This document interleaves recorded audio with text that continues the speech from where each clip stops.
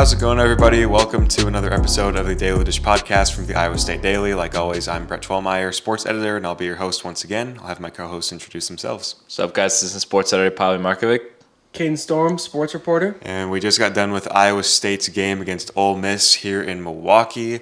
Not really the way that I thought that the season was going to end, many months ago, but it's how it did today.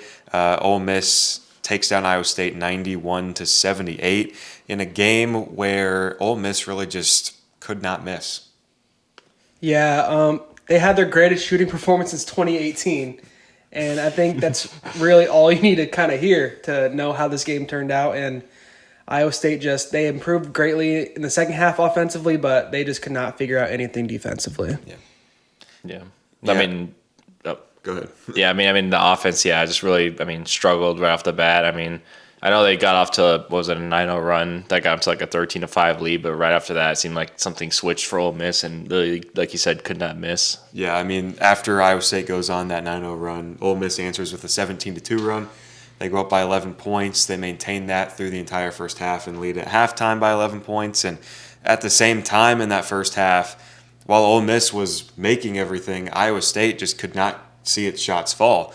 Early on, it felt like Deshaun Jackson was doing a solid job. Curtis Jones made a few shots, but after that, really, nobody was hitting from kind of anywhere on the floor. Yeah, and particularly Milan Momcilovic, he struggled in the first half and really for the whole game. The first half, he was 1 for 7 and 0 for 4 from three-point range after having really one of his better performances of the season against Lipscomb. Right. And they were getting open looks. It wasn't like Ole Miss was playing perfect defense by any means. It was just as simple as the shots were not falling.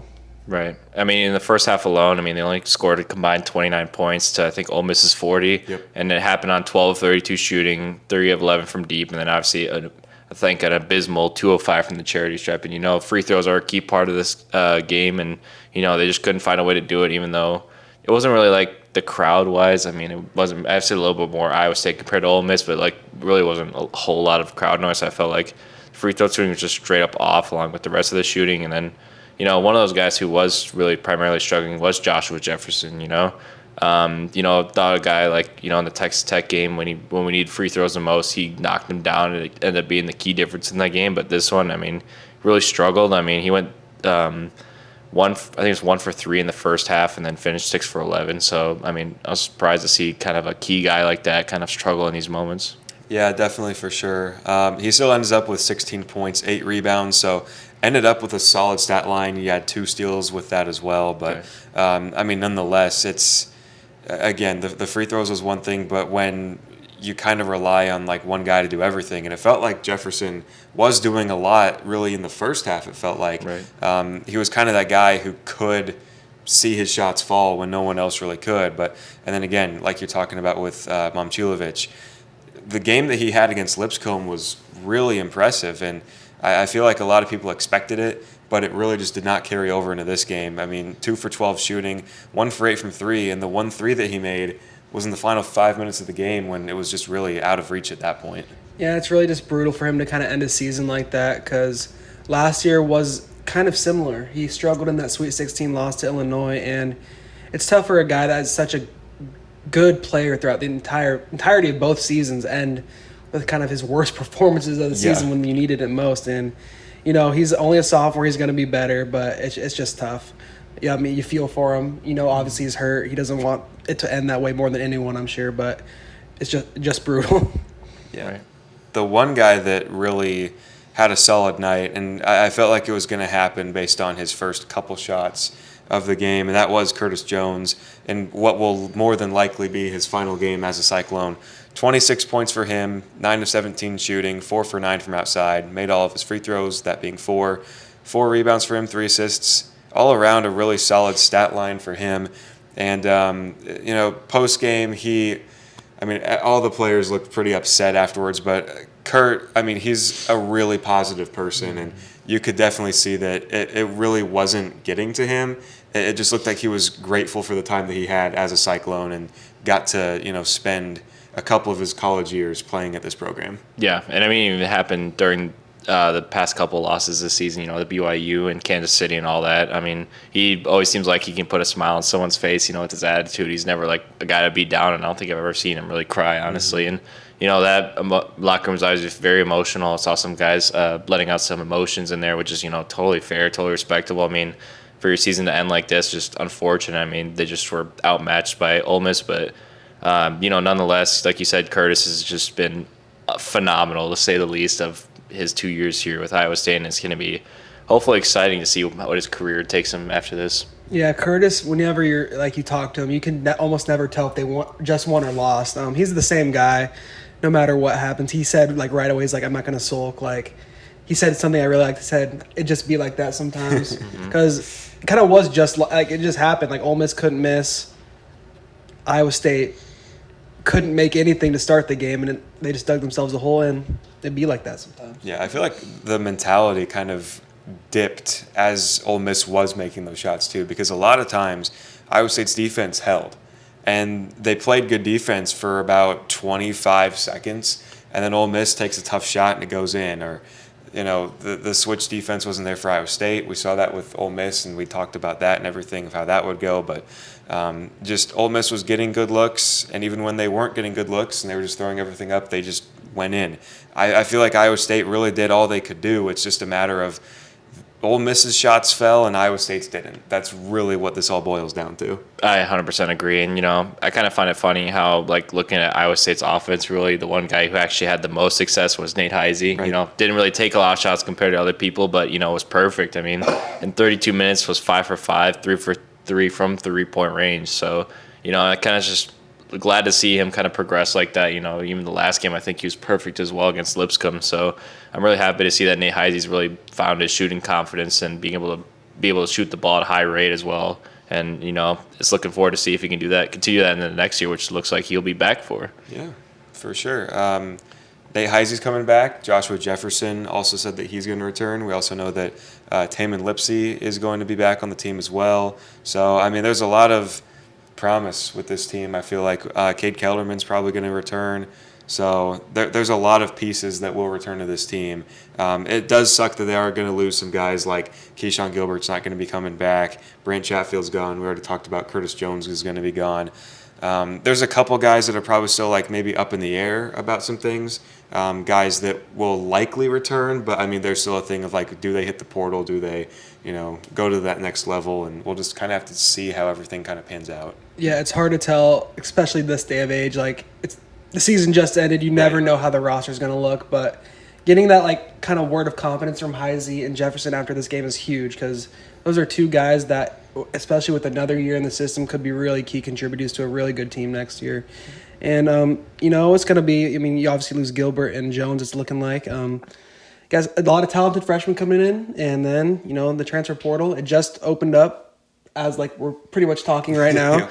So, obviously, Otzelberger's hit the portal hard. Every year he's been at Iowa State, and I'm sure he'll do that once again. Yeah, and I feel like you kind of said, they kind of bought into this program with Joshua Jefferson and Nate Heisey to really affirm that they're going to probably most likely be back with Iowa State next year. And that kind of goes with what you said, Brett, about TJ Otzelberger and his ways, kind of going up from high school and building up his ways to finally build up this program. And now it's kind of showing with his players being committed to this program. Yeah, I feel like the one guy that is going to be a huge asset, we knew he was probably going to be coming into the season, but next season as well, that's Joshua Jefferson. I feel like he was the best get that the team got over the portal last season. And now that he knows the program and he's been a part of it and he's gone through a whole year with them, I feel like he's not going to do anything but improve on every aspect of his game for next season. He's going to be a really good player for his senior season. Absolutely. It's going to be a key time, too, because I think next year might be his last year's eligibility, and, he's going to maybe want to go to that next level. So I think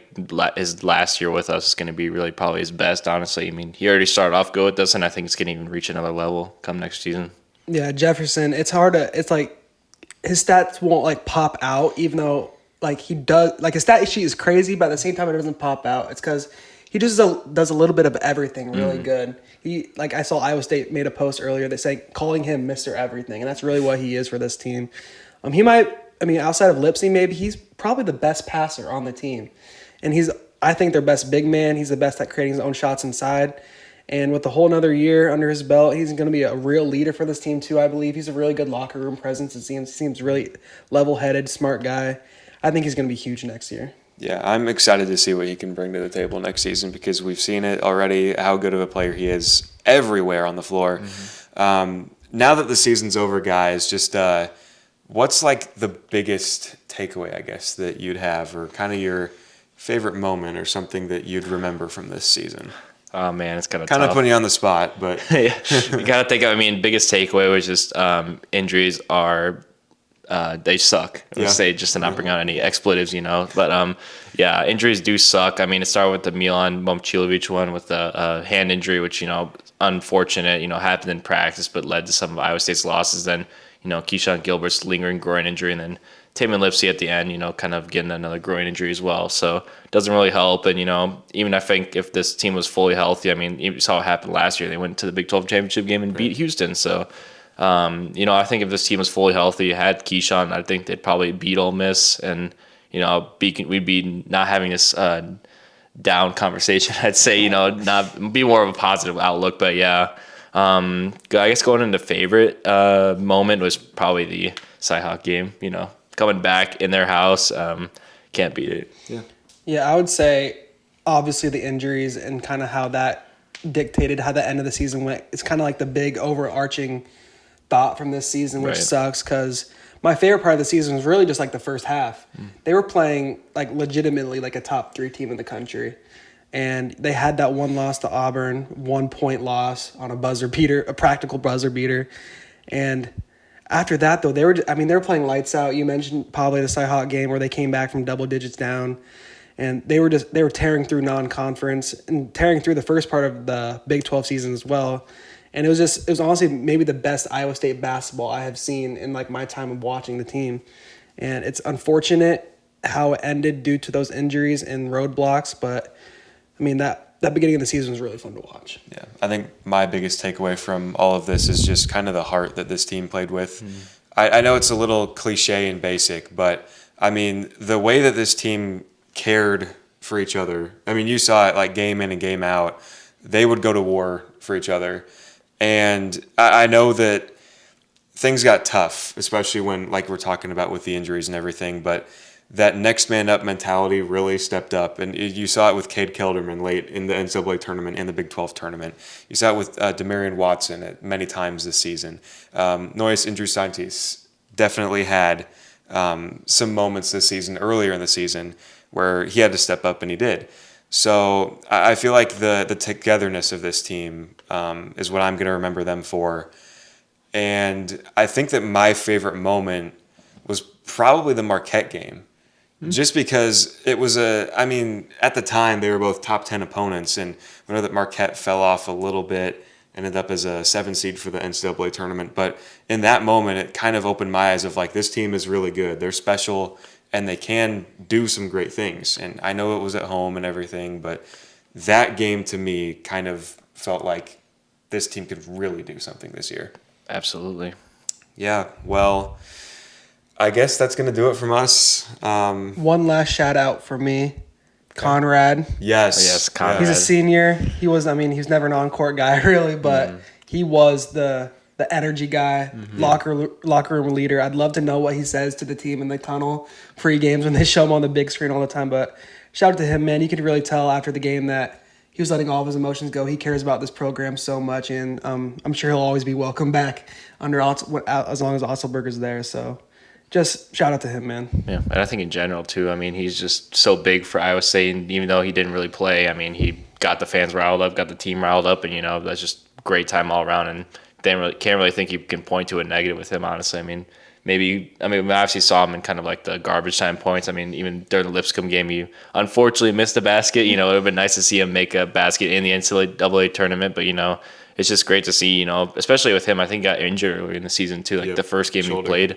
And, it's good to see him, get a final moment in there, which, I wish it was against Ole Miss, but, what can we do?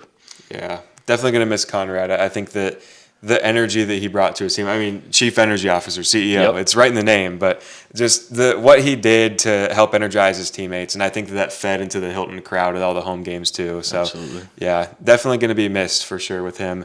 But I guess that's just going to do it from us here in Milwaukee and for the season. It's been a fun ride.